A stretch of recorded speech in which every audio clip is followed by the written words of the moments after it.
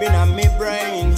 So bring the medication for my brain to heal the whole of the nation from the pain and break up all the circles and the chains. I need some meditation in my brain.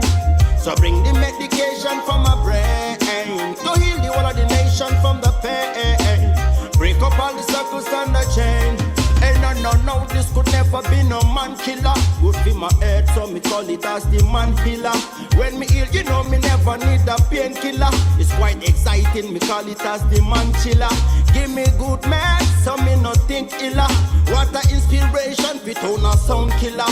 Fit the pagan, me spark it like a 9 miller. Fi fight the liquor and the coke, ganja and the pillar. That's why me need some herb in my brain.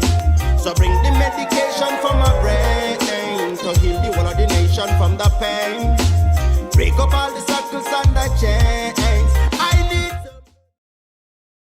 In the wake of Hurricane Melissa's destruction, frustration is growing in Jamaica. Locals say the storm has exposed a deeper crisis: land ownership.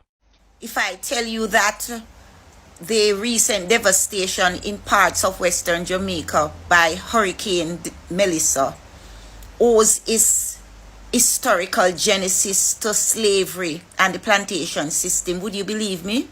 Well, spend a few moments with me and I will explain why.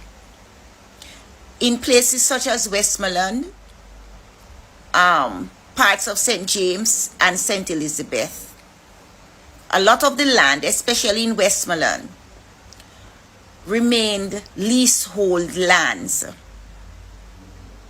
and not freehold, meaning the persons who lease could not have purchased because the purchasers, the owners are not selling, they are in fact leasing them land. Prior to emancipation in 1838, there were no attempts by the ex-colonial masters or the plantation system to redistribute land in places like Westmoreland. So what does the formerly enslaved people do when it comes to land? They had to lease land. And if it is a leasehold property, you cannot build anything permanent on it. Meaning, you cannot put a concrete structure that cannot be lifted up and carried away. Once it is leased land, it must be a chattel house on that land. Meaning, a structure that can be lifted up and carried away. And usually, this is a board structure. Alright? So that's the first thing we need to understand. So, the land in Westmoreland were, prior to emancipation, owned by corporations, huge companies which existed in England or on the island, or they were owned by individuals. So these large scale farming which was done in sugar, bananas, or cattle rearing, especially in Westmoreland. So the land was concentrated, right, in the hands of a few large plantation owners. And that has remained up to today in Jamaica.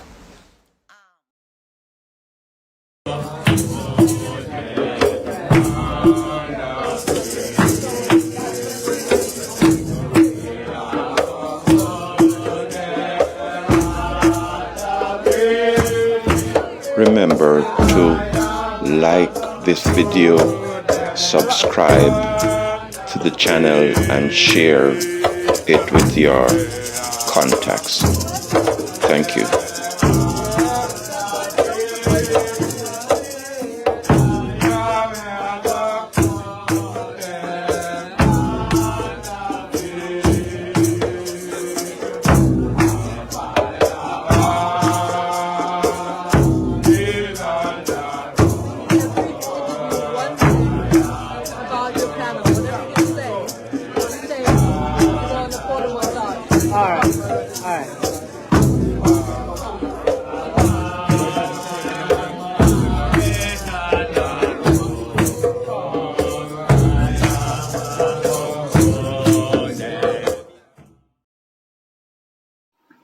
Howdy again, brothers and sisters and cousins of the other races who support our struggle for economic equality with the other races. I want to comment a bit about Hurricane Melissa, which hit Jamaica a few weeks ago. First Jamaica, devastating damage to Jamaica, and then moved on to Cuba, where it also did some damage. And the greatest damage was in the area in western Jamaica, southwestern Jamaica, and especially among the poor people. Just like almost every disaster, the poorest people get the worst hurt, brunt of the problem. And it's the board houses, and in this video in this that I include, where the sister talks about land reform in Jamaica, the absence, it's the same colonial land situation, distribution of land in Jamaica that existed from pretty much from slavery days, and it's been passed down to the children of the slave masters. So you have the plantations that are owned by the children of the slave masters. There were some changes during the time that Michael Manley introduces democratic socialism and had land reform programs, especially land lease and so on, especially land lease. But when the Jamaican Republican Party, so-called Labour Party, came to power, they reversed all of that and gave back the land to the children of the slave masters, and also the plantation owners, the children of the plantation owners. So as the sister mentioned, it is the lack of ownership, the little pieces of land that the poor people have their board houses on, because you can't put up permanent structure, concrete block and steel building on land that you lease. So when the hurricane came, it just blew them down. And so the ferocity of the hurricane, of course, global warming has something to do with that, and global warming is a serious problem. But the major problem facing the African race is poverty. Yes, abject poverty. That's the poverty among Afro people all over the world, at the bottom of the economic ladder. That's the root cause of most of our problem, because, as you know, poverty is the greatest. I don't know whether you call it a crime or a sin or whatever. And prayers will not help. We have to do things here to change that. And in the case of Jamaica, for example, I've been doing these segments where the 20 families that own the bulk of the 20 rich families in Jamaica, only 20 or 21, only 2 of them are Afro-Jamaikans. The other 18 or whatever families are all people of the other races and mixture from slavery time until now. And the thing that also made the hurricane effect worse is that there is no public works department, because the IMF told the government to close down the public works department. So what we see and I saw firemen with machetes and little chainsaw trying to clear roads and so on. Whereas when there was a public works department, every town in Jamaica and the surrounding areas had the public works department, but the IMF told them to close it down, because IMF and the governments that they support and put in power, and CIA and all of that stuff, they are only interested in rich people, and the poor people They use the poor people, the poorest poor people, who also poverty and poor education go hand in hand. And poor, I'm not talking only about, I'm talking about common sense and intelligence. They use them, and because of that, the situation, no public works, because of the IMF, and that has made the situation even worse.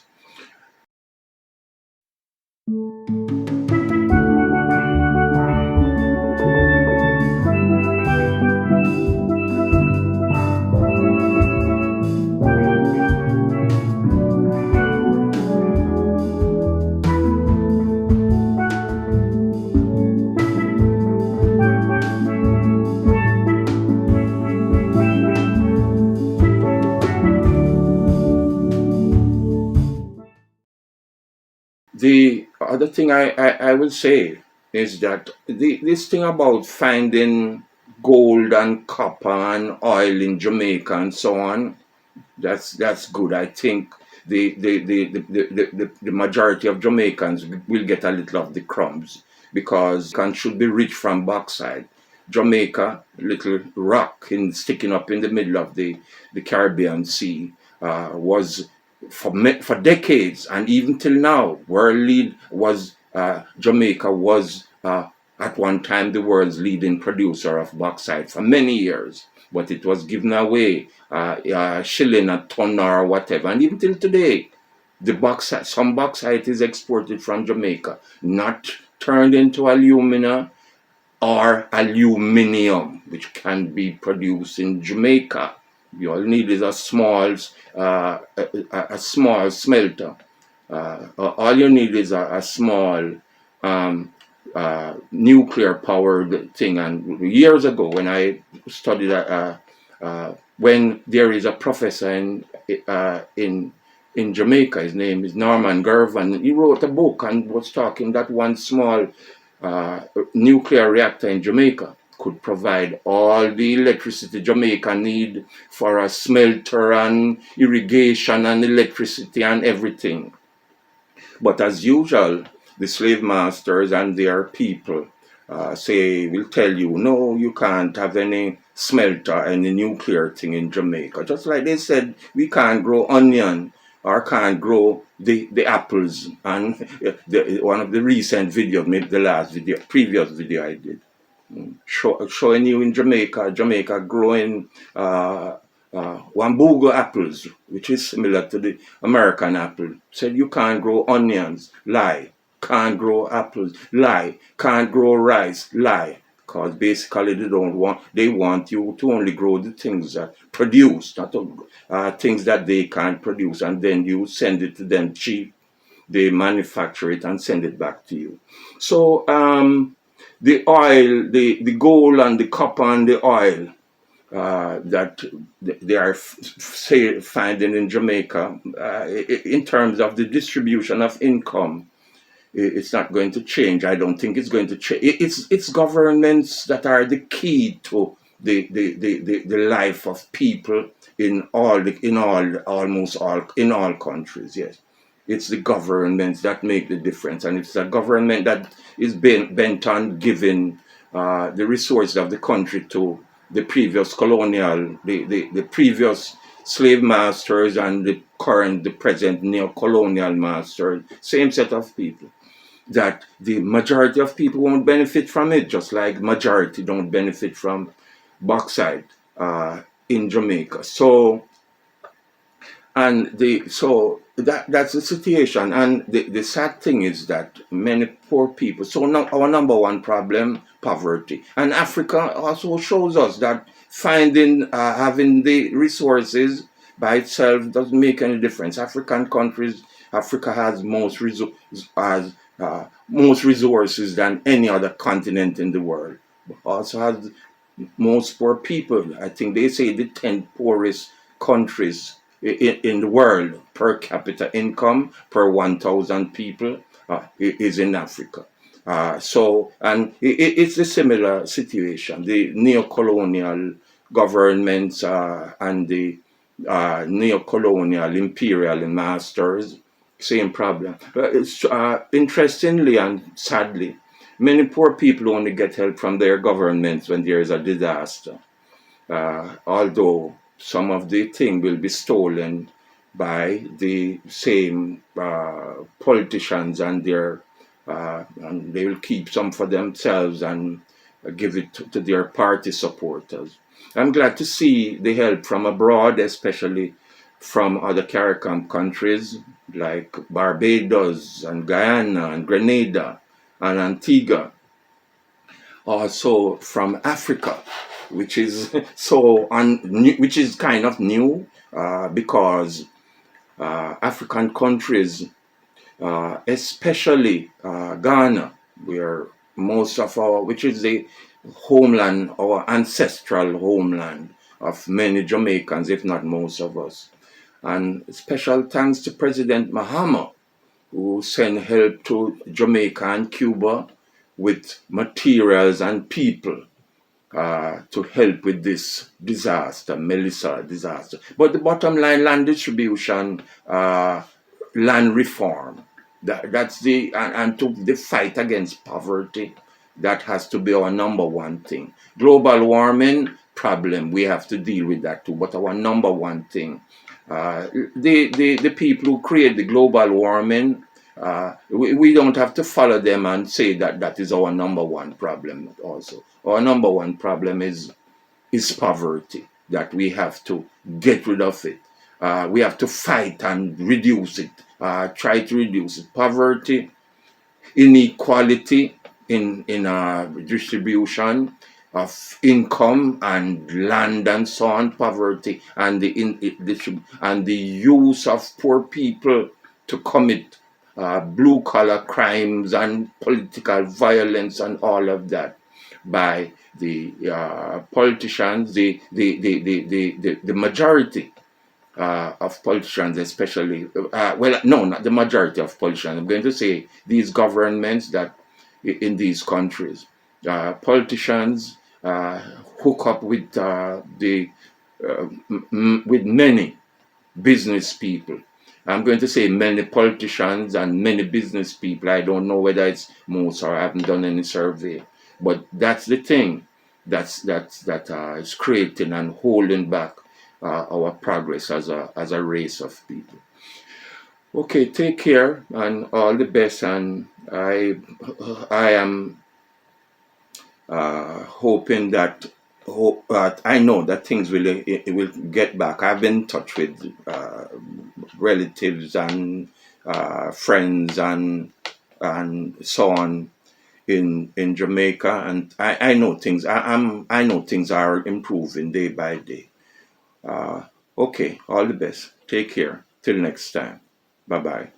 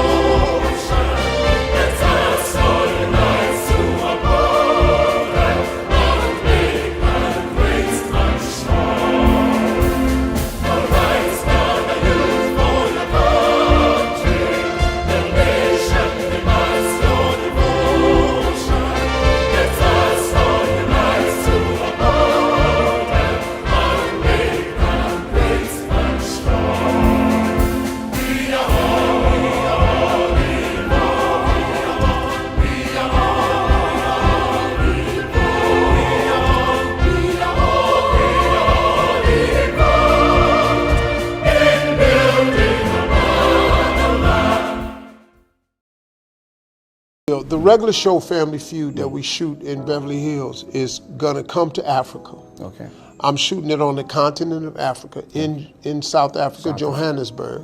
I'm shooting South African families first in December, and then in January I'm shooting families from here in Ghana. Idris Elba is in talks to open a studio in Tanzania. By 2030, Africa is projected to host 1.7 billion people, with cities like Accra, Lagos, and Nairobi booming faster than New York did during its golden age. And here's the plot twist. Some of the biggest African-American names in entertainment, music, and business are no longer just talking about roots. They're investing in them. We're talking real estate, smart cities, clean energy, film studios, not symbolic trips, but billion-dollar blueprints. These celebs aren't waiting for permission. They're building a legacy that connects Harlem to Accra, Compton to Cape Coast, and Atlanta to Abuja. But before we dive in, ask yourself three things. 1. What would happen if more African-American icons claimed dual citizenship, African passports in hand, and used that power to shape economies? 2. What if Africa's next megacity was powered not by foreign investors, but by the diaspora? 3. And why haven't moguls like 50 Cent, Dr. Dre, or Snoop Dogg made that move yet? Today, we're breaking down 10 African-American celebrities building businesses in Africa. Not rumors, not hype, real projects. So hit subscribe, tap that like, and share this video with someone who needs to see how the culture is going global. Because the world is watching Africa rise, and the diaspora is leading the charge. Let's start with one man whose dream city could change how the world sees Africa. Almost 6 years of working with the government on the Sherbro Alliance project, we finally got the document. Idris Elba, building Sherbro Island City. Idris Elba isn't just a Hollywood actor. He's quietly becoming one of Africa's most visionary developers. Half Ghanaian, half Sierra Leonean, he's channeling his heritage into one of the boldest projects in modern Africa, Sherbro Island City. Imagine this, an island off Sierra Leone's coast, 230 square miles of untouched land, now being turned into a smart, eco-friendly city powered by solar, wind, and clean water systems. Idris, through his company Sherbro Alliance Partners, wants this island to be a model of sustainability and innovation. Think Dubai meets Wakanda, but built for Africans by Africans.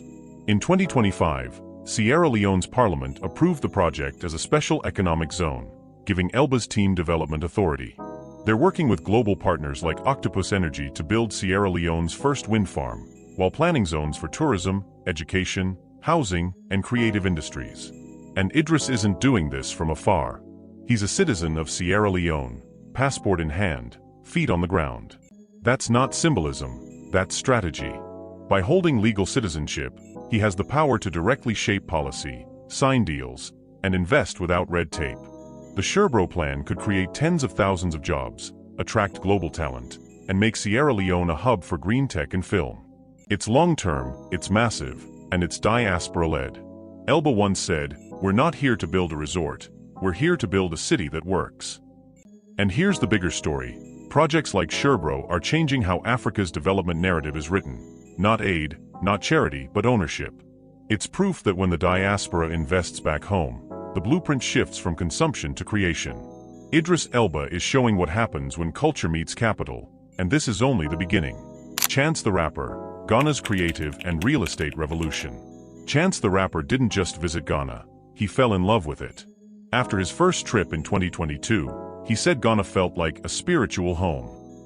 Fast forward, and now he's part of a growing movement turning Ghana into a creative powerhouse for the global diaspora.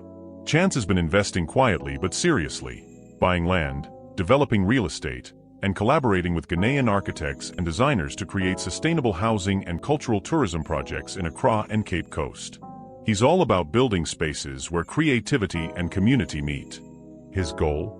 To create creative-friendly urban spaces, think music hubs, art districts, and digital campuses where young Africans can collaborate, record, design, and build the future of entertainment on their own soil. Ghana's real estate sector is booming, growing at over 7% annually, fueled by diaspora investors from the US, UK, and Caribbean. Chance is tapping into that growth, making sure artists have affordable, sustainable housing while building value for the next generation. But it's not just buildings, it's bridges. And here's the key, this isn't charity. It's business and legacy. Chance isn't waiting for the next record deal. He's laying the foundation, literally, for Africa's creative cities. In his own words, "We're trying to build infrastructure so the next generation doesn't have to leave home to chase dreams." From Chicago's South Side to Ghana's vibrant coast, Chance the Rapper is proving that returning home isn't just about roots, it's about building the future. Ludacris, investing in heritage and infrastructure. When Ludacris obtained his Gabonese citizenship in 2020.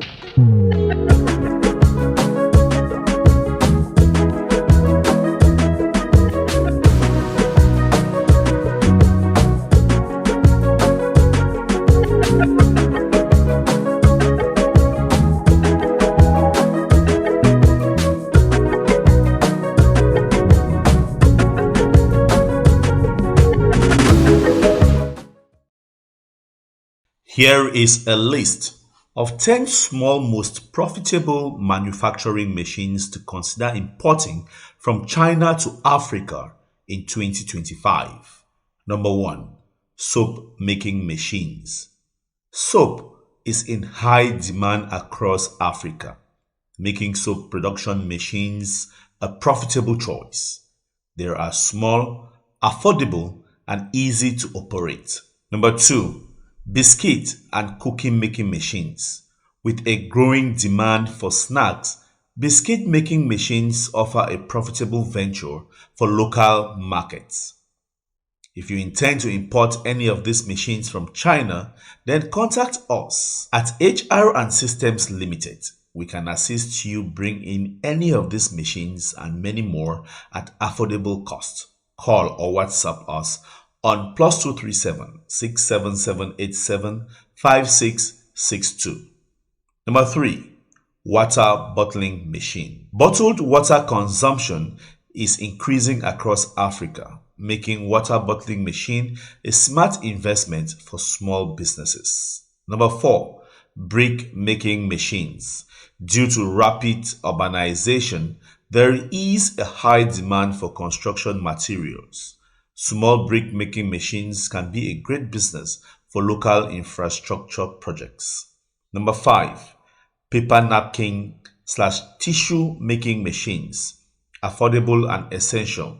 These machines are ideal for producing hygiene products in local markets. Number 6. Garment manufacturing machines.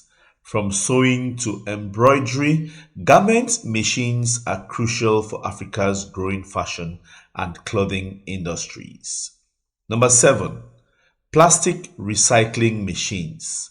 With increasing awareness of plastic waste, small plastic recycling machines help convert waste into new products like bags, bottles, and containers. Number 8. Printing machines in brackets, t-shirts, mugs, etc.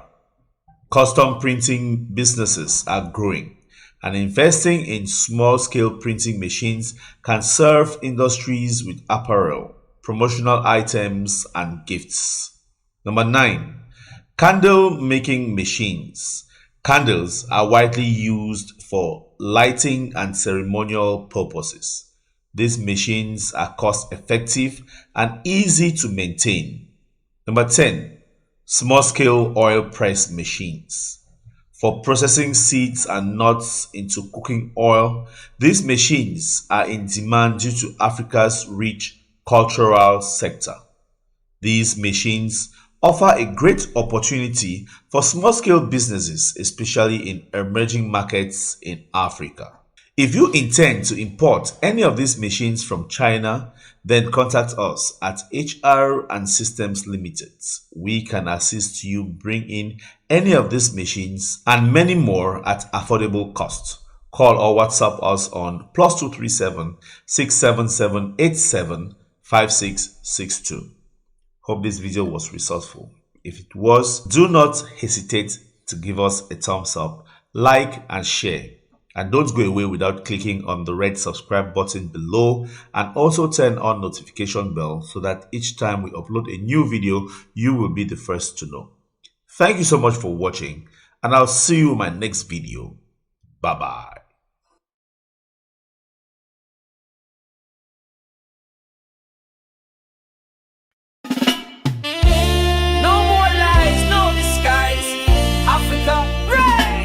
Puppet to liberty, just send one again. They are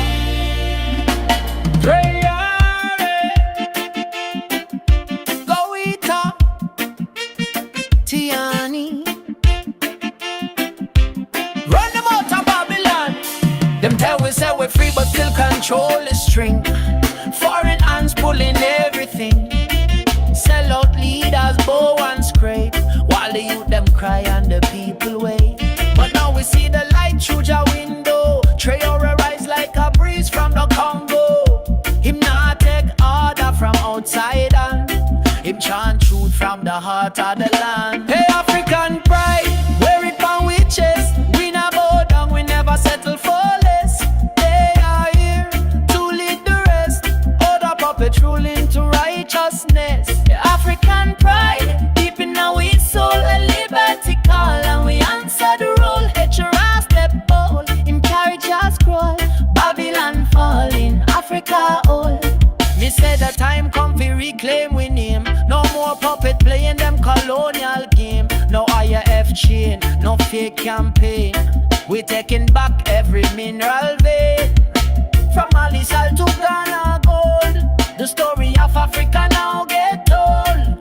By we, for we, with no apology. This revolution it a fi holy. The African pride, fire in our veins. We tear down fences, we break them chains. The Traore is here, him not play games. Film speak with thunder, him calling names. African pride, we walk upright.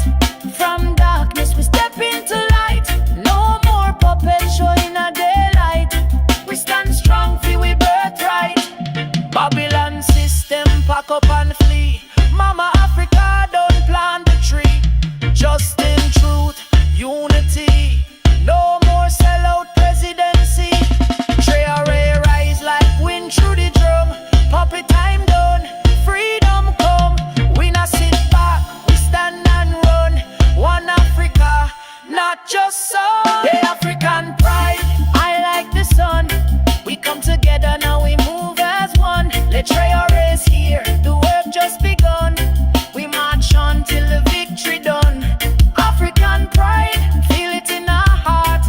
We were all from the very start. Traore lead with sacred art. From puppet to liberty, we take part. Traore, Goita, Antiana, hearts of land.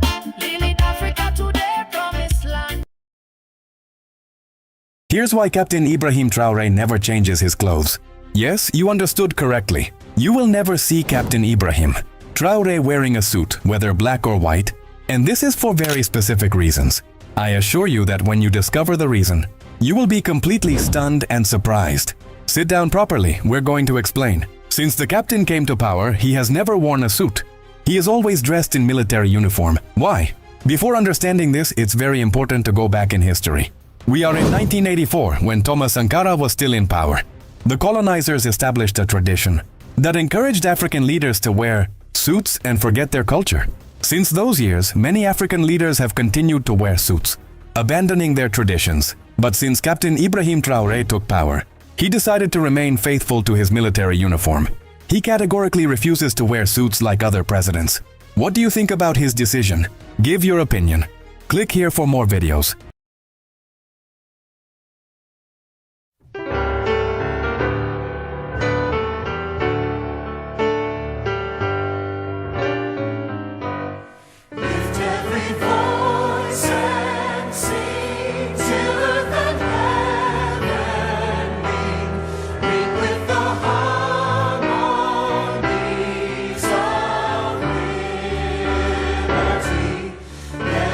Rejoicing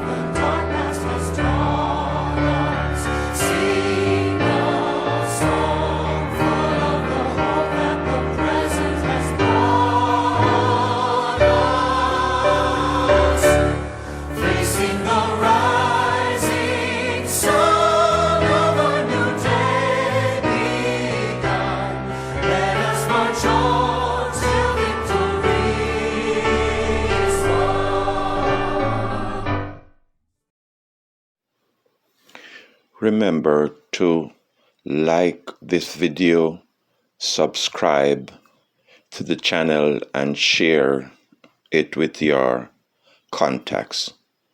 Thank you.